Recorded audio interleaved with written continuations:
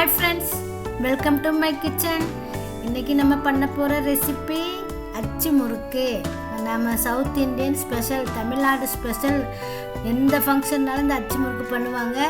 கண்டிப்பாக இதை நீங்கள் ட்ரை பண்ணி பாருங்கள். ஈஸியான மெத்தடு, மெஷர்மெண்ட்டோடு சொல்லியிருக்கிறேன். இதில் உங்களுக்கு எதுவுமே ஃபெயில் ஆகாது, உடையாது, உதிராது. கண்டிப்பாக ட்ரை பண்ணி பாருங்கள்.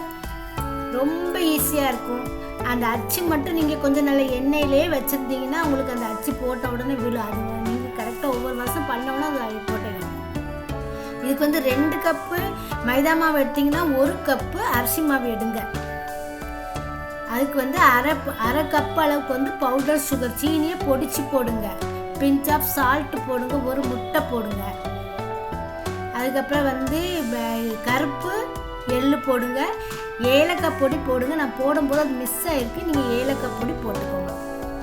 நல்லா எல்லாத்தையும் முதல்ல கை வச்சு, எப்போவுமே கையை கழுவிட்டு சுத்தமாக ஹேண்ட் வாஷ் பண்ணி இந்த வேலையெல்லாம் பாருங்கள். தேங்காய் பால் இதுக்கு 3 கப்பு தேங்காய் பால் தேவைப்படும். கொஞ்சம் தண்ணியாக இருந்தாலும் பரவாயில்ல, கட்டியாக தான் இருக்குன்னு கிடையாது.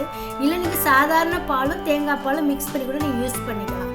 நல்லா கையை வச்சே நல்லா கட்டி இல்லாமல் கரைச்சிக்கோங்க. கொஞ்சம் தேங்காய் பால் விடும்போது மொத்தமாக 3 கப்பையும் விட்டுறாதீங்க. முதல்ல 1 கப்பு விடுங்க, அதுக்கப்புறம் இன்னொரு கப்பு விடுங்க. தேவைப்பட்டால் நீங்கள் உங்களுக்கு ஊற்றிக்கலாம். அப்படி தேவைப்பட பால் இல்லைன்னா நீங்கள் தண்ணி யூஸ் பண்ணிக்கலாம், ஒன்றும் பிரச்சனை கிடையாது. நல்லா கரைச்சி 2 டீஸ்பூனுக்கு எண்ணெய் விட்டு மூடி ஒரு அரை மணி நேரத்துக்கு நீங்கள் ரெஸ்ட்டு கொடுத்துருங்க. நல்லா எண்ணெய் சூடு, அதாவது இது மாவு நீங்கள் கிளறும் போது இந்த ரிப்பன் விழுந்தால் எப்படி இருக்கும், சுருண்டு அந்த மாதிரி வரும் பாருங்கள். அதுதான் கரெக்டான போர்ஷன். நல்லா எண்ணெய் சூடு பண்ணுங்கள். அச்சும் எண்ணெய்க்குள்ளே போட்டு வைங்க. நல்லா மாவை டிப் பண்ணுங்க. டிப் பண்ணிவிட்டு அதுக்கப்புறம் நீங்கள் அப்படியே விட்டிங்கன்னா டக்குன்னு விழுந்து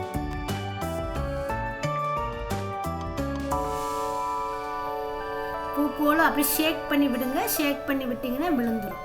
முதல்ல கொஞ்சம் சூடு, எண்ணெய் சூடு ஏறுற வரைக்கும் விழாது. எண்ணெய் சூடு ஏற டக்குன்னு விழுந்துடும்.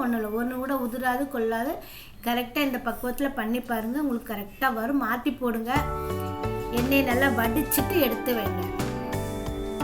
இது ஒரு குறைஞ்சது 15 நாள், 1 மாதம் கூட நீங்கள் வச்சு சாப்பிட்லாங்க. இது கெட்டே போகாது. கண்டிப்பாக இந்த ரெசிபி ட்ரை பண்ணி பாருங்கள். பிடிச்சிருந்துச்சுன்னா எனக்கு சப்ஸ்கிரைப் பண்ணுங்கள், லைக் பண்ணுங்கள், ஷேர் பண்ணுங்கள், கமெண்ட்ஸ் கொடுங்க. மீண்டும் ஒரு நல்ல வீடியோவில் உங்களை சந்திக்கிறேன். பாய்.